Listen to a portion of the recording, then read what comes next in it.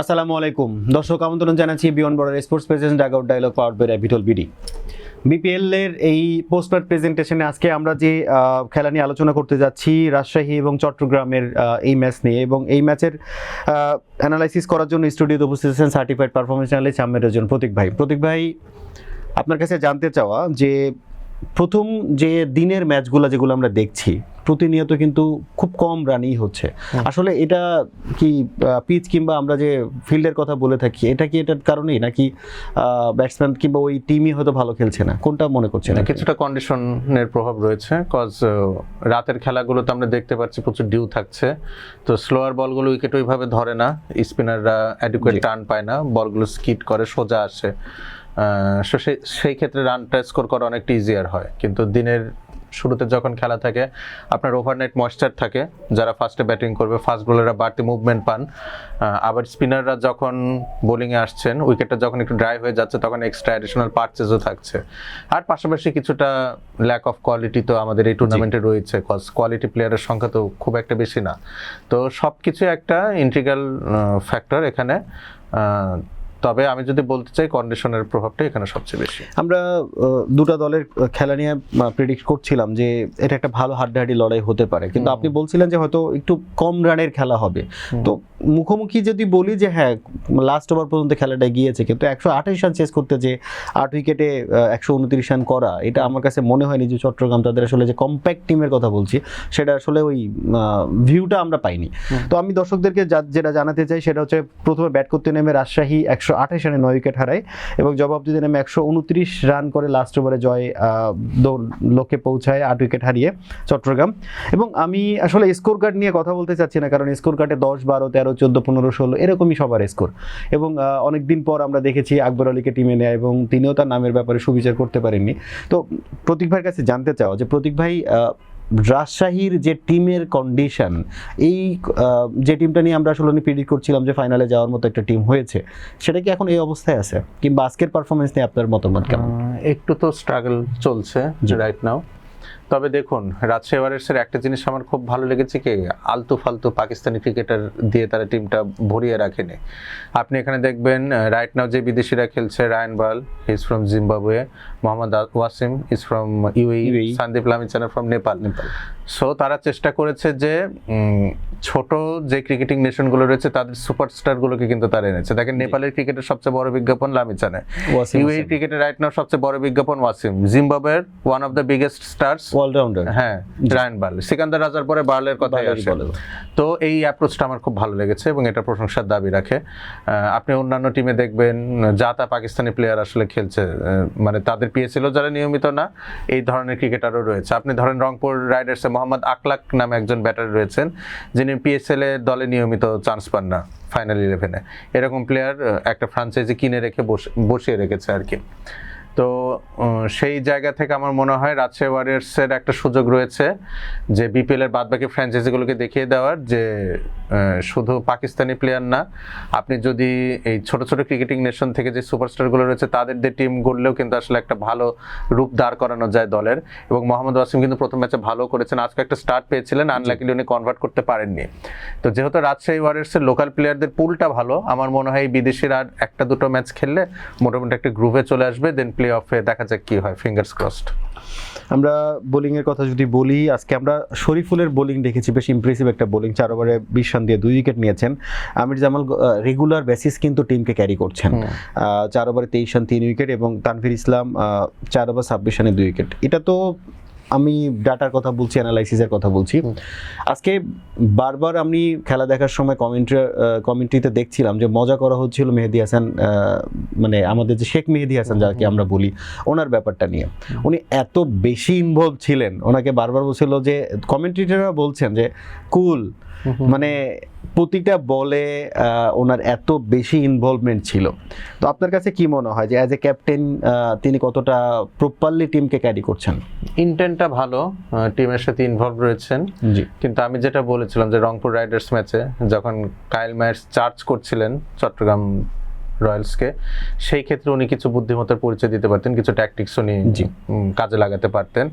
তো in terms of intellectual ability আমি খুব বেশি নম্বর দিব না শেখ মেহেদীকে, বাট যদি আপনি ইনভলভমেন্টের কথা বলেন, প্লেয়ারদেরকে মোটিভেট করার কথা বলেন, বা নিজের পারফরমেন্সের কথা বলেন, সেই দিক থেকে বেশ ভালোই করছেন। প্রতীক ভাই, এখন অনেকগুলো ফ্র্যাঞ্চাইজিতে আমরা দেখেছি যে 2-3টা ম্যাচের পরে ক্যাপ্টেন চেঞ্জ হয়েছে, কিংবা কোনোটায় হয়তো কন্টিনিউ ক্যাপ্টেন আমরা দেখতে পেয়েছি। আপনার কাছে যদি এখনকার ফ্র্যাঞ্চাইজি 6টা ফ্র্যাঞ্চাইজি যদি ক্যাপ্টেনদের ব্যাপারে রেট করতে বলি, আপনি কিভাবে দেখেন? তো একটা বিপদে ফেলার প্রশ্ন করলেন। আসলে টিমগুলোই তো খুব বেশি গোছানো না, অ্যাপার্ট ফ্রম ফিউ টিমস। তো যদি আমি বলতে চাই, আসলে এই ধরনের জাজমেন্ট করতে গেলে হয় কি যে লাস্টের যে ম্যাচগুলো থাকে এগুলোর প্রভাবটা বেশি থাকে। তো রিসেন্টলি কনক্লুডেড একটা ম্যাচ ছিল ঢাকা ভার্সেস সিলেট টাইটান্স, সেখানে লাস্ট 2 ওভারের বোলিং চেঞ্জটা আমার একদম পছন্দ হয়নি, এবং ঢাকা ক্যাপিটালসের এই পুরোটা সিজনেই আর কি আমি ফিল্ড সেটিং বলি বা ক্রাঞ্চ মোমেন্টে বোলিং অপশনগুলো সিলেকশনের ক্ষেত্রে আমার ডিসিশনগুলো ভালো লাগেনি। তো আমি মোহাম্মদ মিথুনকে আসলে সবার শেষে রেখে শুরু করতে চাচ্ছি। এর পরবর্তীতে যদি সিলেট টাইটান্সের দিকে তাকাই, দেখেন তাদের রিসোর্স রয়েছে, বাট যদি ম্যানেজমেন্টের কথা বলি বা মাঠে জিনিসগুলো হ্যান্ডেল করার ইস্যু বলি, মেহেদী হাসান মিরাজকে আমার খুবই অফ মনে হচ্ছে। উনি ব্যাটিং বলি বোলিং বলি পারফর্ম করতে পারছেন না, এবং আমার মনে হয় এখানে টিমের একটা দায় রয়েছে। কজ আপনার আসলে জানতে হবে as a coach, as an analyst, আপনার প্লেয়ারদের পোটেনশিয়ালটা কোথায়। তো মেহেদী হাসান মিরাজকে টি-20তে সফল হতে গেলে অবশ্যই আপনাকে উপরে ব্যাট করাতে হবে, এর কোনো সেকেন্ড অল্টারনেটিভই নেই। তো মিরাজের সাথে কিছুটা ইনজাস্টিস হয়েছে, ব্যাটিং উনি আসলে এবার প্রপার পজিশন পাননি। তো সব মিলে মেহেদী হাসান মিরাজকে আমি 5-এ রাখছি। নোয়াখালী এক্সপ্রেস টুর্নামেন্টে খুব বেশি ভালো করতে পারেননি, এবং অধিকাংশ ক্ষেত্রে ক্যাপ্টেনের কারিশমাটা দেখানোর জায়গা থাকে যখন বোর্ডে কিছু রান থাকে। নোয়াখালী এক্সপ্রেস এবার অধিকাংশ ম্যাচ আগে ব্যাটিং করেছে এবং ওরকম বড় টোটাল ডিফেন্ড করতে পারেনি, বা ফাইটিং টোটালও তারা পোস্ট করতে পারেনি। তো একটা ম্যাচ তারা জিতেছে অবশেষে কিছু টোটাল দাঁড় করানোর পরে, তো সেখান থেকে আমি হায়দার আলীকে নাম্বার 4-এ রাখবো। আপনি বলছিলেন শেখ মেহেদীর কথা, বেশি ইনভলভমেন্ট ওনার আমরা দেখতে পাচ্ছি, ব্যাটিং বোলিংও বেশ ভালো করছেন, বাট কিছু ট্যাকটিক্যাল ডিসিশন নেওয়ার ক্ষেত্রে ওনার কিছু ঘাটতি রয়েছে। তো শেখ মেহেদীকে আমি নাম্বার 3-তে রাখছি। দেন বাকি থাকছে আমাদের ন্যাশনাল সার্কিটে ইনভলভ 2জন ক্রিকেটার, নুরুল হাসান সোহান আর নাজমুল হোসেন শান্ত। তো নাজমুল হোসেন শান্ত যেহেতু পারফর্মও করছেন ভালো, নুরুল হাসান সোহান ওদিক থেকে ব্যাটিংয়ে ওভাবে পারফর্ম করতে পারছে না, বাট তার কিপিং দুর্দান্ত, and he is a captain material. Rangpur Riders এই জন্যই পারসিস্ট করেছে being Liton Das in the squad. তো নুরুল হাসান সোহান নাম্বার 2-তে থাকবেন, এবং নাজমুল হোসেন শান্তকে আমি সবার উপরে রাখছি ফর দ্য টাইম বিং। এই স্টেজে টুর্নামেন্টটা যে পজিশনে রয়েছে সেখানে, কিন্তু যদি ফাইনাল হয়ে যায় সেই ক্ষেত্রে এটা হয়তো আমরা আবার আপনার কাছে জানতে চাইবো, আপনার যদি প্লে অফের আগে হয়তো আপনার কাছে জানতে চাইতে পারি। আচ্ছা, ঠিক আছে। এবং আমরা আরেকটা জিনিস আপনার কাছে প্রতীক ভাই জানতে চাই, সেটা হচ্ছে যে ন্যাশনাল সার্কিটের পাশে যেসব ক্রিকেটাররা থাকছেন, শান্তকে আমরা প্রথম দিকে বেশ কয়েকটা ম্যাচে রান দেখেছি, আবার কিন্তু একটু অন অফ ফর্মের দিকে দেখাচ্ছি। তানজিদ তামিমের কথা বারবার বলছিলেন, উনি টোটালি অফ ফর্ম ক্যারি করছেন। এছাড়া সাদমান ইসলাম, মাহমুদুল হাসান জয়, নাইম শেখ, কোটি টাকার প্লেয়ার যাকে আমরা বলছি, এরা কিন্তু প্রত্যেকেই কোনো না কোনো সার্কিটের সঙ্গেই আছেন, টেস্ট অথবা ওয়ানডে অথবা টি-20। এই ব্যাটসম্যান যাদেরকে নিয়ে আসলে ফিউচার চিন্তা করছে বাংলাদেশ, প্রত্যেকেই কিন্তু সামার অফ ফর্মের মধ্যে দিয়ে যাচ্ছেন। আপনার কাছে কি মনে হয় যে বিপিএল এর কোয়ালিটি যদি খারাপই হয়ে থাকে, তাহলে তো তাদের পারফর্ম করার কথা, যে খারাপ প্ল্যাটফর্ম, এখানে আমি যেই আমি 6 ছক্কা মেরে আমি অনেক রান করে ফেলবো, তো সেটাও তো হচ্ছে না। যেমন এক সময় আমরা দেখতাম তো তুষার ইমরান ভাই মানে ঘরোয়া লিগে রানের পর রান করে যাচ্ছেন, হয়তো খুব অল্প সময়ের জন্য উনি ন্যাশনাল সার্কিটে ছিলেন, কিন্তু হয়তো ওইভাবে নিজেকে প্রমাণ করতে পারেননি। এছাড়া আমরা অনেক ব্যাটসম্যানকেও দেখেছি কিন্তু, যে নাইম শেখের কথা যদি বলেন, ঘরোয়া লিগে নামলেই উনি প্রচুর রান করেন, কিন্তু আবার ন্যাশনাল সার্কিটের করতে পারেন না। তো বিপিএল এর মানও যদি খারাপ থাকে, তাহলে প্লেয়াররাও রান করতে পারছে না।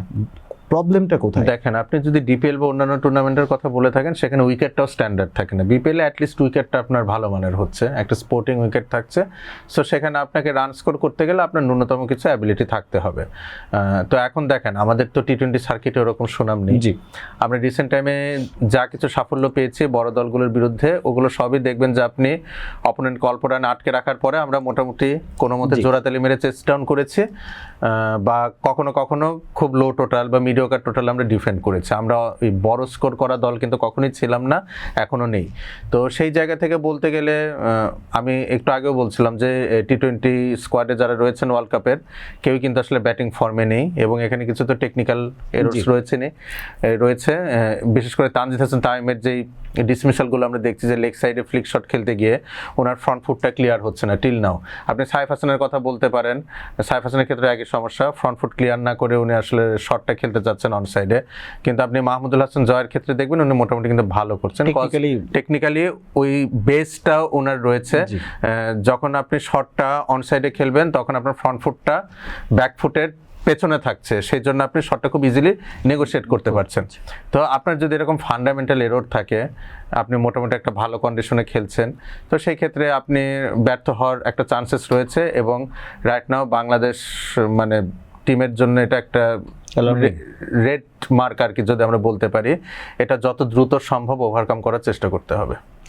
আমরা আশা করি আপনার সাথে একমত হয়ে যে বাংলাদেশ টি-20 ওয়ার্ল্ড কাপ যেখানেই খেলুক না কেন, পার্টিসিপেট যদি করে থাকে বাংলাদেশ, অবশ্যই তাদের এই দুর্বলতাগুলো কাটিয়ে বাংলাদেশ ভালো কোনো রেজাল্টের দিকেই আগাবে, এই আশাবাদ ব্যক্ত করে আপনাকে ধন্যবাদ জানিয়ে, এবং আমিও আশা করছি যে বাংলাদেশ খুব দ্রুত মাঠের ক্রিকেটে ফোকাস করবে।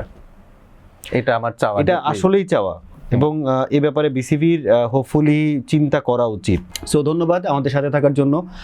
বাংলাদেশ ক্রিকেট ভালো করুক, ক্রিকেটের সাথে আপনারা থাকবেন, বিপিএল দেখবেন, বিপিএলকে সাপোর্ট করুন।